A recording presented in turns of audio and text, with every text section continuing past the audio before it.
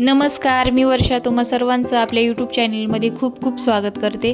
तर ना आज आहे गुरुवार आणि गुरुवारी असतो मला उपवास. आणि आज म्हणजे रात्रीला ना मला साबुदाणा भिजवायची आठवणच नव्हती. मग सकाळी पण कंटाळा केला. सकाळी जर भिजवला असता तर दुपारपर्यंत झाला असता, पण म्हटलं जाऊ देत. आणि मग आता गुरुवारी सकाळपासून काहीच खाल्लेलं नव्हतं आणि रात्रीला उपवास सोडताना सुकी भाजी पण खायची काही इच्छा नसते.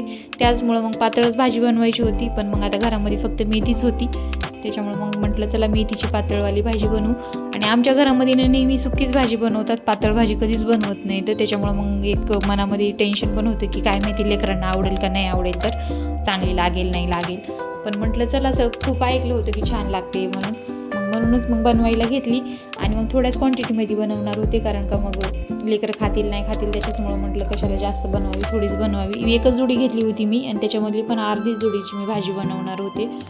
मेथीची भाजी वगैरे साफ करायला घेतली. आणि ना बरेच जण म्हणतात की उपवासाच्या दिवशी खूप असं हे खाऊ ते खावं वाटतं, पण मग माझ्यासोबत असं का होतं की मला उपवासाच्या दिवशी जास्त भूकच लागत नाही. म्हणजे रात्रीच्याच टायमिंगला उपवास सोडताना पण दिवसभर अजिबात अशी काही खायची इच्छा होत नाही. जर साबुदाणा असेल तर ठीक, नसेल तर काहीच असं हरकत नसते. चहा घेते मी, 1-2 टाईम चहा घेते, कधी कधी 3 टाईम पण होतो, सकाळी दुपारी आणि परत संध्याकाळी. चहा झाला की बस, मग बाकी जेवणाचं वगैरे म्हणजे की जेवण म्हणजे फराळाचं असं काही टेन्शन नसतं. मग परी आली होती, तिला पेन्सिल छिलून देत होते आणि तिला अभ्यास करायचा होता म्हणे. आता ही माझ्या बहिणीची मुलगी आहे आणि माझी आई गेली होती तिकडे माझ्या बहिणीच्या इकडे, तर आईसोबत आली आहे ती आता. म्हणूनच मग तिचं मन रमवण्यासाठी तिच्या मनासारखं करावं लागतं, हे द्या ते द्या, तिच्या मनासारखं चालू आहे, कारण का तिच्या मम्मीला सोडून ती पहिल्यांदाच आली आहे इकडे.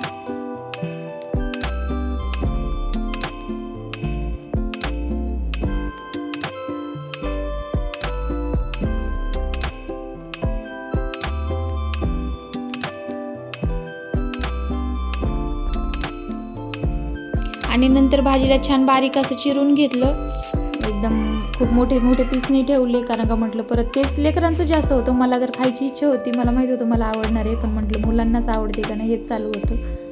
पीठ मळून घेतलं, म्हटलं भाजी बनवण्याच्या अगोदर पीठ मळून घ्यावं, म्हणजे कसं पीठ तोपर्यंत चांगलं मुरतं आहे भाजीला फोडणी वगैरे देईपर्यंत. मग भाजीला फोडणीची नंतर तयारी केली, अगोदर पीठ मळून घेतलं. आणि आता आम्ही दोघं तिघं जेवायला होतो, म्हणजे विराज, परी आणि मी, आम्ही तिघं जण जेवायला होतो. आता आरवतं काही मला माहीत होतं जेवण हे नाही खाणार, त्याच्यासाठी वेगळंच काहीतरी बनवावं लागणार आहे. त्याच्यामुळे तिघाच्या क्वांटिटीच्या हिशोबाने मग मी थोडंसंच पीठ मळून घेतलं होतं.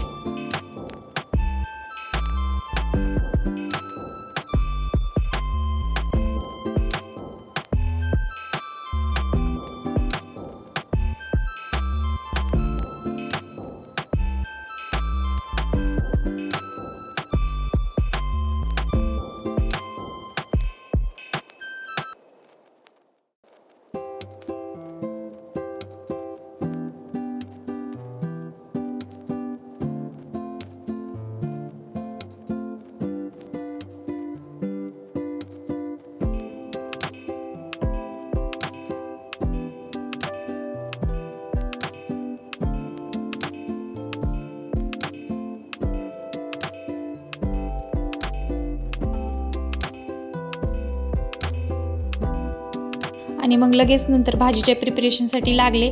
शेंगदाणे भाजून घेतले आणि त्यांना मिक्सरमधून वाटून घेतलं. शेंगदाण्यासोबत मिरची आणि लसण हे पण वाटून घेतलं होतं आणि त्याची छान पेस्ट बनवली. आणि नंतर मग मस्त फोडणी अशी दिली.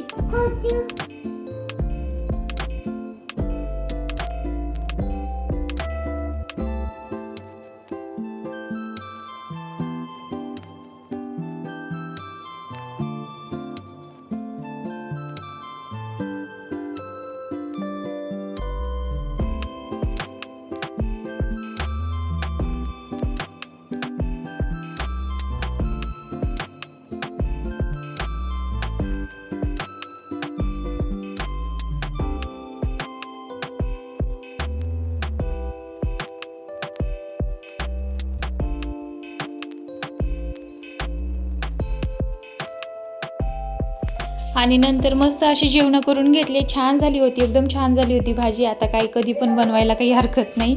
मुलांना पण आवडली आणि मला पण आवडली, छान झाली होती. जेवणं वगैरे गप्पा मारत मारत जेवणं करून घेतले आणि नंतर किचनवर खूप सारा पसारा झाला होता, तेही आवरून घेतला. तर चला मग भेटू पुढच्या व्लॉगमध्ये. बाय.